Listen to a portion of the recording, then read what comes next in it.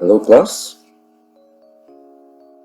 kita ketemu lagi di minggu kedua untuk mata kuliah analisis laporan keuangan. Minggu lalu kita sudah sepakat atas beberapa hal di kontrak perkuliahan kita, dan minggu ini kita akan memulai intro dasar atau perkenalan dasar tentang analisis laporan keuangan. Nah, ada beberapa hal yang akan kita pelajari dan pahami nanti. Yang pertama kita bahas dulu apa yang menjadi tujuan pembelajarannya kita. Pada dasarnya materi tinjauan atas laporan keuangan ini, analisis laporan keuangan ini punya beberapa tujuan pembelajaran, tetapi kita pada sesi ini di minggu kedua ini kita akan mempelajari 4 bagian saja. Yang pertama itu adalah menjelaskan analisis bisnis dan hubungannya dengan analisis laporan keuangan. Yang kedua, mengidentifikasi dan mendiskusikan berbagai jenis analisis bisnis. Yang ketiga, menjelaskan analisis komponen yang merupakan analisis bisnis. Dan yang keempat, menjelaskan aktivitas bisnis apa saja yang ada di dalam sebuah perusahaan dan hubungannya dengan laporan keuangan. Nah, pada dasarnya, semua tujuan pembelajaran ini fokusnya satu, yaitu tentang analisis bisnis. Oke, kita mulai teman-teman. Intro atas analisis bisnis. Analisis laporan keuangan adalah bagian dari analisis bisnis. Nah, kenapa dikatakan analisis laporan keuangan adalah bagian dari analisis bisnis? Karena sebenarnya analisis laporan keuangan itu bukanlah sebuah bagian besar, tapi bagian kecil dari sebuah analisis bisnis yang integratif dan komprehensif. Nah, di mana analisis bisnis itu adalah evaluasi atas prospek dan risiko dari sebuah perusahaan untuk tujuan pengambilan keputusan bisnis.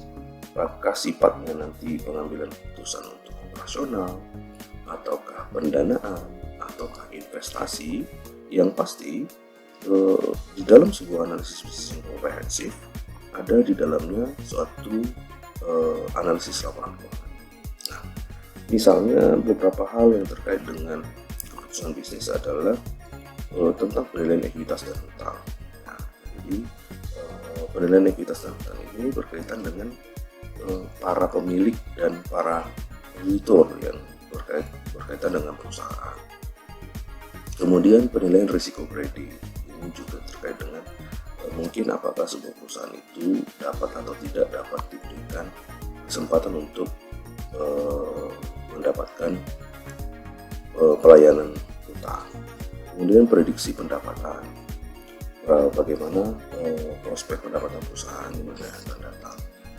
Lalu kemudian terkait juga pengujian audit. Nah, dalam akuntansi analisis bisnis juga sangat berkaitan dengan pengujian audit. Kemudian ada juga terkait dengan negosiasi kompensasi. Nah, kalau perusahaan pada dasarnya terus berkembang, analisis bisnis itu digunakan untuk menilai layak atau tidak layakkah seharusnya sebuah perusahaan itu mengajukan atau mengharuskan adanya kenaikan kompensasi atau perubahan kebijakan kompensasi. Dan keputusan-keputusan lain yang memang pada dasarnya sangat banyak terjadi di dalam perusahaan. Nah, analisis bisnis itu membantu dalam membuat keputusan yang tepat sehingga dengan menyusun tugas pengambilan keputusan melalui evaluasi lingkungan bisnis perusahaan, strateginya, serta posisi keuangan dan finansial. Jadi, penilaian laporan keuangan itu hanya bagian kecil. Yang paling besar itu adalah terkait strategi, terkait lingkungan bisnis untuk dapat mengukur keberlanjutan dan performance dari perusahaan ini di masa yang akan datang. Nah, itu yang dikatakan terkait dengan analisis bisnis. Oke. Nah, jadi itu tadi konteks yang saya jelaskan terkait dengan perkenalan apa itu sebuah analisis bisnis. Seperti itu. Nah, beberapa hal yang terkait dengan analisis bisnis, komponen-komponen kecilnya itu adalah yang pertama terkait dengan analisis kredit, analisis ekuitas, dan konteks lain yang sifatnya pertama misalnya tentang bagi seorang manajer itu tentang pembentukan strategi harga, penentuan budget dan lain sebagainya. Kemudian juga terkait dengan merger dan akuisisi, manajemen keuangan, bagi seorang direktur untuk terkait dengan kompensasi, regulator, terkait dengan perpajakan, serikat pekerja, itu juga terkait dengan kompensasi, pelanggan, terkait dengan tanggung jawab sosial dari si perusahaan yang dia menjadi seorang pelanggan dari perusahaan. Jadi sebenarnya skop analisis bisnis itu tidak sesempit atau seminimal sebuah laporan keuangan yang dianalisis, tetapi ada analisis yang komprehensif yang sifatnya bukan hanya sekedar bicara keuangan, tetapi juga seperti yang tadi saya jelaskan, itu terkait juga strategi dan juga lingkungan dari bisnis dari sebuah perusahaan seperti itu. Nah, komponen dari analisis bisnis dijelaskan di sini, ya, lingkungan bisnis dan analisis strateginya itu sangat penting, ya, sehingga analisis laporan keuangan itu berada di dalamnya.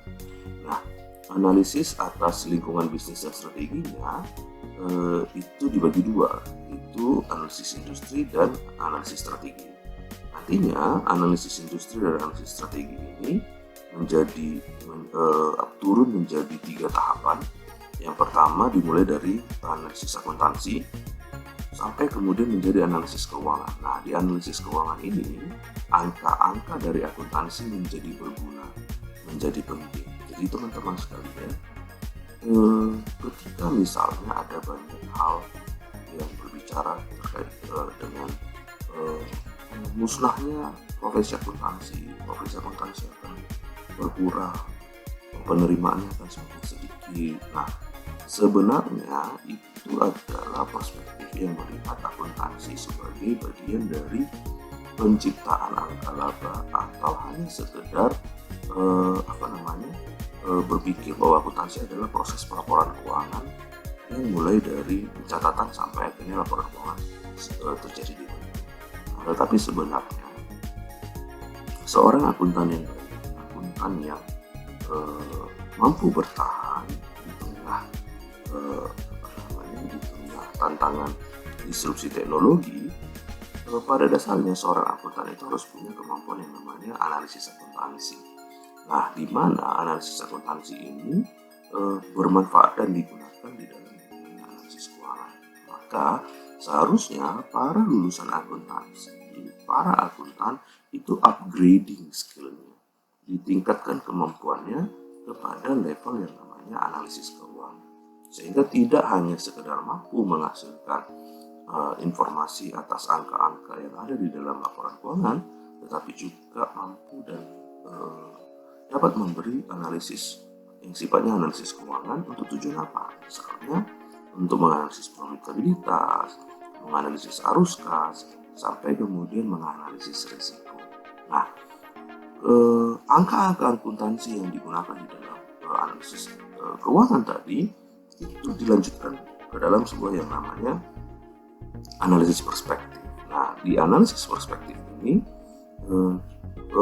seorang akuntan itu dituntut untuk mampu mengetahui berapa nilai intrinsik atau nilai sebenarnya, nilai real dari sebuah perusahaan.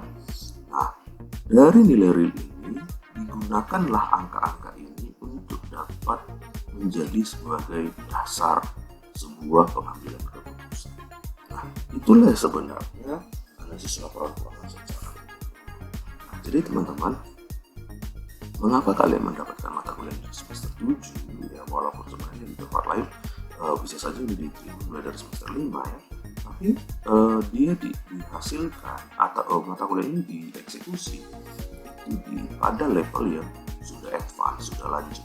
Nah, artinya pada dasarnya seorang akuntan yang baik adalah akuntan yang siap dan ready menjadi seorang akuntan yang mempunyai kemampuan analisis bisnis, yang mana di dalamnya ada yang sebenarnya analisis keuangan. Jadi bukan hanya sekedar tahu jurnal sampai keuangan, ya, tetapi secara keseluruhan kepentingan dari analisis bisnis itu dia cover sampai ke yang tadi kita sebut, yaitu kemampuan seorang akuntan untuk melakukan analisis lingkungan bisnis dan strategi itu adalah sangat penting, seperti itu, ya.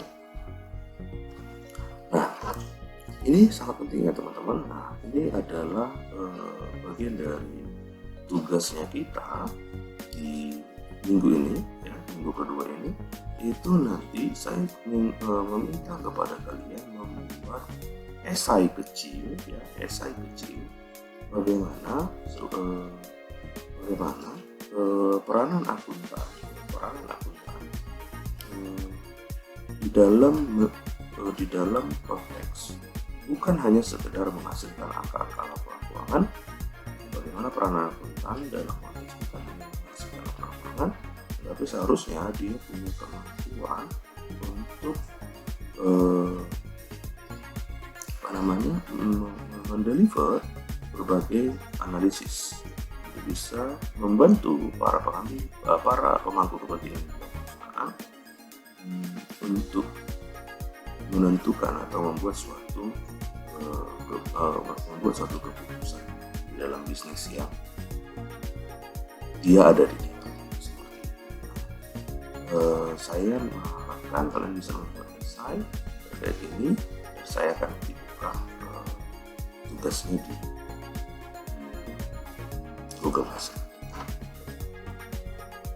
Nah, saya lanjutkan.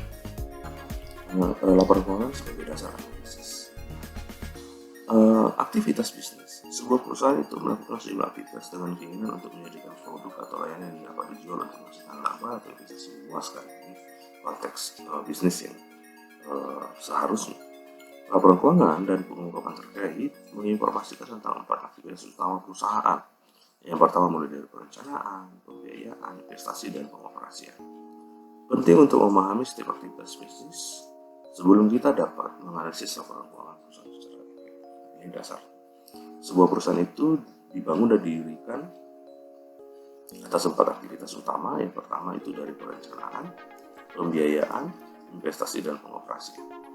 Di aktivitas perencanaan, sasaran dan sasaran perusahaan dicantumkan dalam rencana bisnis yang menggambarkan tujuan, strategi, dan taktik perusahaan untuk aktivitasnya.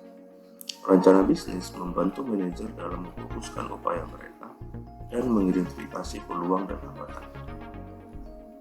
Pemahaman tentang rencana bisnis sangat membantu menganalisis prospek perusahaan saat ini di masa depan dan merupakan bagian dari hitungan dan strategi bisnis yang sudah saya jelaskan. Mencari informasi tentang tujuan dan taktik perusahaan, permintaan pasar, analisis kompetitif, strategi penjualan, yaitu terkait harga, promosi, dan distribusi, kinerja manajemen, dan proyeksi keuangan itu adalah bagian-bagian dari hal yang digunakan oleh para pemangku kepentingan untuk menyusun sebuah perencanaan dari suatu aktivitas bisnis. Nah, aktivitas yang kedua itu adalah pendanaan. Di aktivitas pendanaan mengacu pada metode yang digunakan perusahaan untuk mengumpulkan uang untuk membayar kebutuhan perusahaan. Karena besarnya dan potensi untuk menentukan keberhasilan usaha itu sangat berhati-hati dalam memperoleh dan mengelola sumber daya keuangan. Jadi sebenarnya semakin besar sumber daya keuangan itu bukan berita yang selalu baik. Nah, itu akan menjadi tantangan bagi para manajemen untuk bagaimana mengoptimalkan sumber daya keuangan yang ada di dalam perusahaan.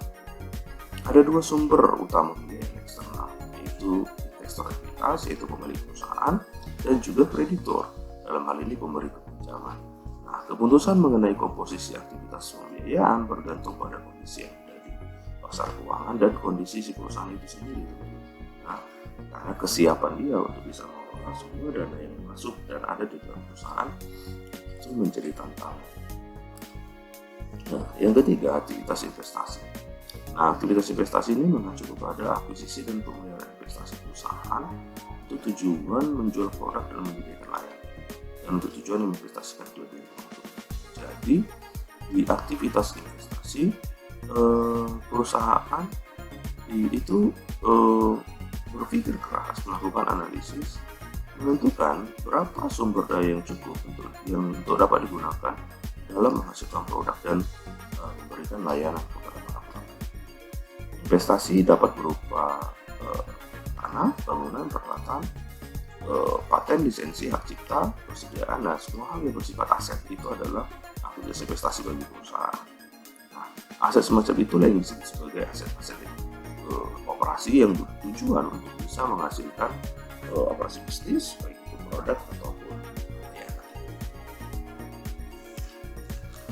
Nah, maka setelah adanya aktivitas perencanaan, aktivitas pendanaan, lalu investasi ke dalam aset, maka semua aset yang dimiliki perusahaan itu menjadi bagian di dalam suatu aktivitas operasi. Nah, aktivitas operasi itu adalah proses pelaksanaan dari rencana bisnis mengingat aktivitas pendanaan dan investasi sudah selesai dilakukan. Kegiatan operasi melibatkan setidaknya 5 kemungkinan komponen. Yang pertama itu adalah riset dan pengembangan, pengadaan, produksi, pemasaran, dan administrasi. Nah, aktivitas operasi adalah sumber pendapatan utama perusahaan. Nah, artinya ini core bisnisnya si perusahaan. Nah, penghasilan mencerminkan keberhasilan perusahaan dalam membeli dari pasar input dan menjual di pasar. Nah, maka laporan keuangan itu adalah bagian yang sangat mencerminkan aktivitas bisnis mulai dari perencanaan, pendanaan, investasi sampai dengan operasional. Kenapa? Perencanaan. Nah, aktivitas perencanaan. Ketika melakukan aktivitas perencanaan, laporan keuangan dibutuhkan untuk membuat proyeksi bagaimana seharusnya perusahaan di masa yang akan datang.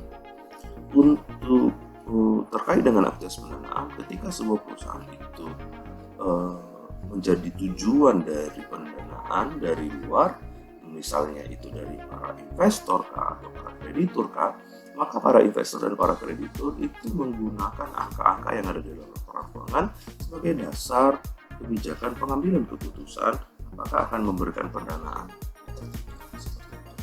Kemudian ketika perusahaan ingin memulai operasinya, aktivitas investasi menjadi penting dalam menggunakan laporan keuangan untuk tujuan menentukan seberapa besarnya aset-aset operasional yang harus dimiliki perusahaan, favor atau unfavorable, seperti itu biasanya bahasanya di atas manajemen ya teman-teman.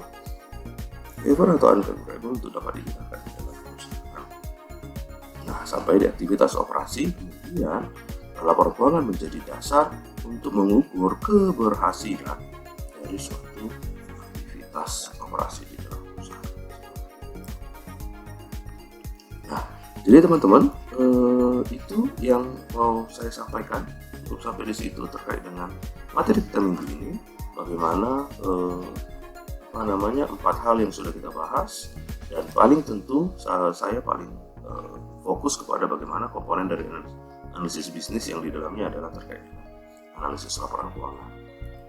Semoga bisa menjelaskan dan memberikan pemahaman kepada kalian tentang tinjauan awal terkait dengan analisis dari laporan keuangan. Jangan lupa untuk mengerjakan tugas kita seperti yang saya jelaskan tadi terkait dengan bagaimana analisis laporan keuangan menjadi penting, analisis laporan keuangan menjadi penting, dan bagaimana analisis laporan keuangan itu bagaimana seorang akuntan itu memiliki peranan bukan hanya sekedar menghasilkan laporan keuangan, tetapi juga tujuan untuk memberikan, mendeliver analisis dalam hal pengambilan keputusan bagi para pemangku. Sampai ketemu di pertemuan berikutnya di minggu depan, dan semoga kalian tetap sehat dan tetap aman di masa pandemi ini, dan sampai